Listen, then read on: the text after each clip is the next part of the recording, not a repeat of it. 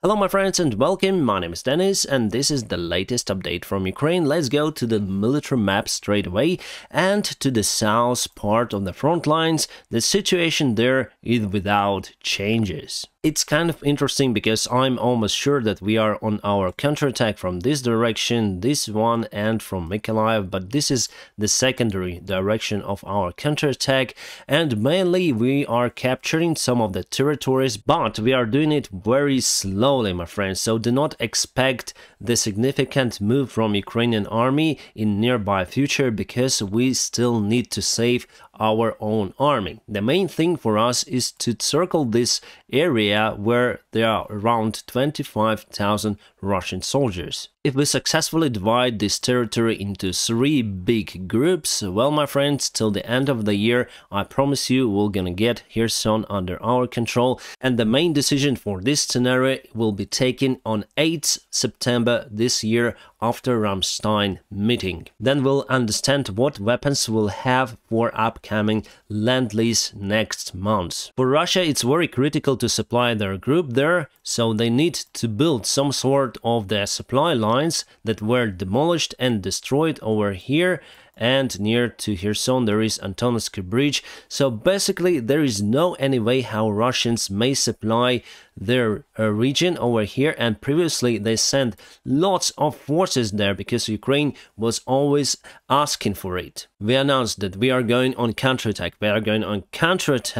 and Russia sent lots of troops from the eastern part of Ukraine. So basically we trapped them here, so they are trapped, they cannot go there for attack to Mykolaiv because they are in lack of the resources for that big attack. However, they still capable to control this ground for some time, but still supplies are not infinite and they need to put new ones. They are unable to do it. They may use helicopters, but we were able to put our anti-aircraft systems very close to the front line. So now it's the exhaustion war from Ukrainian side. We need to cause Russian forces to surrender or just swim across the Dnieper River with all their necessary belongings, and they cannot take their tanks. Speaking about the aviation, my friends, Ukraine was able to get the air superiority in this region near to Mykolaiv because we put anti-aircraft rockets very close to the front lines. Yes, it's a big risk, however we do it, and we also use aviation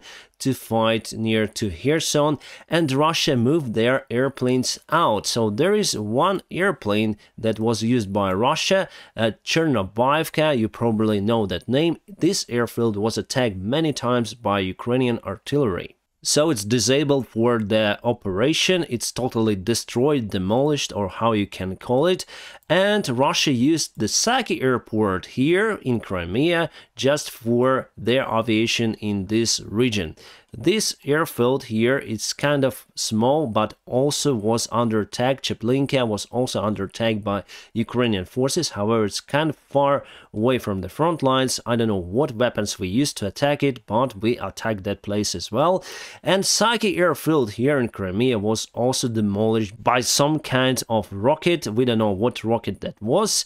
And Russia, because they got scared that their airfields got bombed, they moved vast part of their aviation group from Crimea here to Novorossiysk and Krasnodarsky Krai. They moved not only airplanes but helicopters, and now their forces over here are without aviation backup, and we have our aviation flying in this region almostly freely. And that is why I would like to see A-10 now in operation. The bad thing, obviously, that Russia starts to move their airplanes back to the Crimean airfields, and in the future obviously they will use those airplanes on the front lines. We'll see how situation develops on that. Unfortunately, this airfield near to Melitopol is still in use by Russian forces, and that is why they still can control this territory of Kherson region. About this Ukrainian counterattack media, everyone was shouting loud like 2 days ago about Ukrainian counterattack. Now everyone is almostly silent. It doesn't mean that the media was wrong, it means that Ukraine doesn't want to concentrate their forces at one spot. That would be the perfect target for Russian aviation and missiles. They still have the Black Fleet.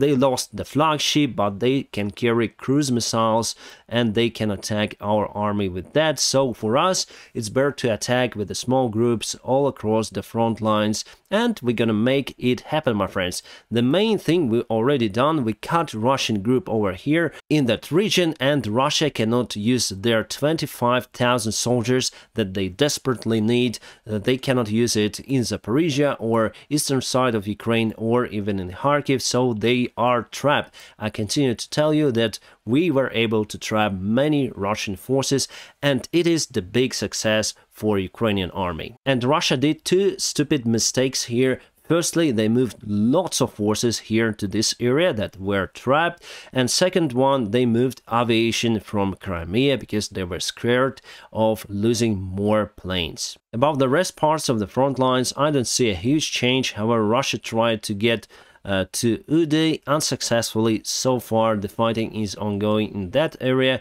Probably they want to distract our attention from the south part of Ukraine, but it's not the major direction of their attack from Kharkiv area. They're still in lack of resources for the big attack. They have some of the fights and some movement near to Pisky. However, it was taken by Russia, but Ukraine was able to build more defense lines for that one. And near to Vuhledar, Russia tried to push to Vuhledar over here. If we go to the timeline, it was later this morning, and we were able to throw them back to Mykilske. I'm very bad at Latin names of our own cities. I got used to our own Cyrillic letters. Sorry about it. I may mispronounce it. And let's go to some of the news and events. The big news for today is that International Atomic Agency attended the Zaporizhia Energodar nuclear power plant, and this is Rafael Grossi, the leader of that agency, and they're gonna leave 5 men working constantly on that power plant. Just to remind you, Ukrainians also work there constantly, even though Russia took the power plant under their control. The problem is that station or power plant is constantly under attack by some side, I must say. I think Russia attacked that station on purpose. They want to raise the topic, the nuclear topic, to cause Europe to push Ukraine for the peaceful talks on the war itself. And now, luckily, we have the mission of International Atomic Agency at the place. However, Russia promised to give the way for our media, but finally refused to give them permission to attend that place. So only Russian media was presented there. No international media, no Ukrainian. It's the bad thing that Russia is doing there. And as for Russian propaganda, my friends, we know that they rarely speak truth, and here they obviously fake some stuff. I'm 100% sure about it. This is the picture taken in Kherson, so you can see the big explosion, the smoke, the fire. It's constant, my friends, and we use HIMARS to target Russian command center, ammunition depots, and that is how we're gonna turn their morale down for Russian soldiers, obviously, and that is how we're gonna make them suffer on this land until they surrender or go back to Russian territory. My friends, we all like to see the Bayraktar job here, and this is the Russian self-propelled artillery system, 152mm Akatsiya, so it's a very big weapon. And this camera is nice, my friends. I think it got the new software updates, so the picture is very smooth here. And here comes the strike. Yeah, huge blast just in the forward part of that artillery. Yeah, we can see the result. That self-propelled artillery is just demolished. This is the Russian army speaker. He always has this scared face. Konashenkov, his surname. And just on the map here you can see Ukrainian losses. Tochka U, it's the ballistic rocket, and HIMARS. 44 of HIMARSes were destroyed for one day. Oh my god. We have around 20 rocket artillery systems delivered to Ukraine by Western countries, together with M270, MLRS, and Mars, two German-made rocket artillery system, and also many HIMARSes, but 44, and they've been destroyed for one day. Just to remind you, Ukrainians built, you may call them decoys of HIMARS, so the fake copy, and sometimes Russia used their cruise missiles, very expensive missiles, to target wooden-made copies of those. Maybe that is why they draw this 44 number here on the dashboard. Belarus is going to perform their military drills from 8th until 14th of September, and they're gonna simulate the attack on Ukrainian soil from the north. So very interesting to see the outcome of that military drills, but I'm in a great doubt that they will enter Ukraine. Now, my friends, I don't believe that, because they see that Russia is losing this war. And today is autumn already, 1st of September, and we celebrate this as a knowledge day. So this day our kids, children and students going to their universities, schools, or whatever. So this video was taken in Belarus. There was a meeting with president of that republic, Lukashenko, and students, and one of the students drew Spasity on this paper. He just showed to the girl who was sitting nearby. Spasity. She started to laugh, and Spasity means help, please help. I don't know what message he tried to send. Maybe he was just bored and help me, I'm very bored at this conference with president, and president was answering to this guy over here. So I'm 100% sure that he saw this at least white placard, and they will find out obviously what he wrote here. But help also means help, save us from this dictatorship country as well. So I hope we're gonna see the free Belarus in the future, my friends. Russian propaganda news RIA Novosti say that there was an attempt from Ukrainian army to get the nuclear power plant in Energodar under Ukrainian control with special forces. That was done with the help of the British special forces as well, and we got this picture just for Russian media. If they want to use it, you may go ahead.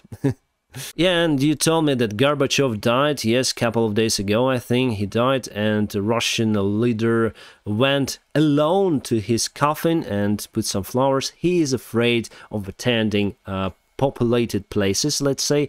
That is why he attended this coffin before the actual funeral. Very interesting. About Gorbachev, he was the first Soviet president and the last one. In 80s, he wanted to reform the Soviet Union.